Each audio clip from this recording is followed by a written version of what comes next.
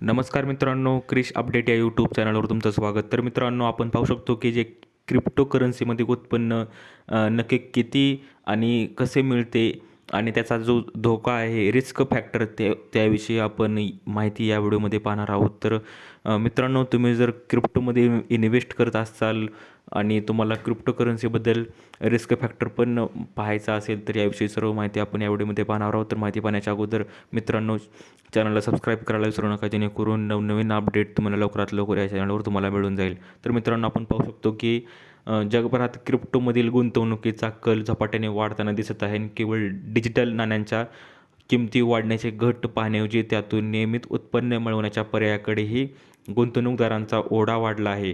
तर आपण कर्ज पुरवठा योजनेसारख्या माध्यमातून काही गुंतवणूकदार अतिरिक्त कमाई करत असल्याचे दिसत आहे आणि त्यामुळे क्रिप्टो ही केवळ उच्च जोखमीची गुंतवणूक न राहता उत्पन्नाचे साधन म्हणूनच चर्चेत आले आहे. प्रत्येक आकर्षक संधीसोबत काही धोकेही येतात. ज्या ठिकाणी जास्त परताव्याचे आश्वासन दिले जाते, तिथे भांडवल गमावण्याची शक्यताही वाढते. अनिश्चिततेमुळे क्रिप्टोमधील निष्क्रिय उत्पन्नाचा मार्ग तितकासा सोपा नाही आहे. तर क्रिप्टोमध्ये जे रिस्क फॅक्टर जो आहे तो आपण पाहणार आहोत की क्रिप्टो गुंतवणुकीचा का आता नवा ट्रेंड आहे.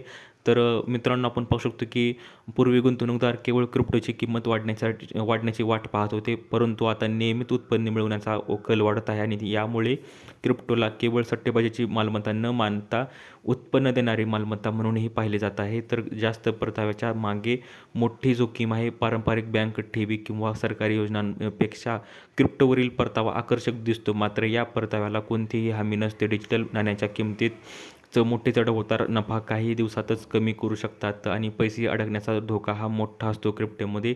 क्रिप्टोमधील जो आहे निष्क्रिय उत्पन्न हे संबंधित व्यासपीठावर अवलंबून असते. कंपन्या आर्थिक अडचणीत आल्या, हॅक झाले किंवा व्यवहार थांबवले तर गुंतवणूकदाराचे पैसे अडकण्याचा धोका जास्त वाढतो आणि परताव्यापेक्षा विश्वासार्हता महत्त्वाची ठरते.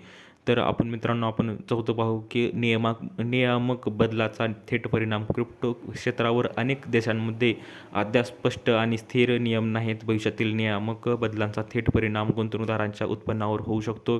त्यामुळे हा गुंतवणुकीचा प्रकार अजूनही उच्च जोखीम श्रेणीत मोडतो. गुंतवणूकदारांनी काय करावे? तर क्रिप्टोमधील निष्क्रिय उत्पन्न हा आर्थिक आराखड्याचा भाग नाही. त्यामुळे निवृत्त व्यक्ती, नियमित उत्पन्नावर अवलंबून असलेले कुटुंब, सुरक्षिततेला प्राधान्य देणारे गुंतवणूकदार यांनी अशा योजनांमध्ये मोठी रक्कम गुंतवायचे टाळावे शक्यतो.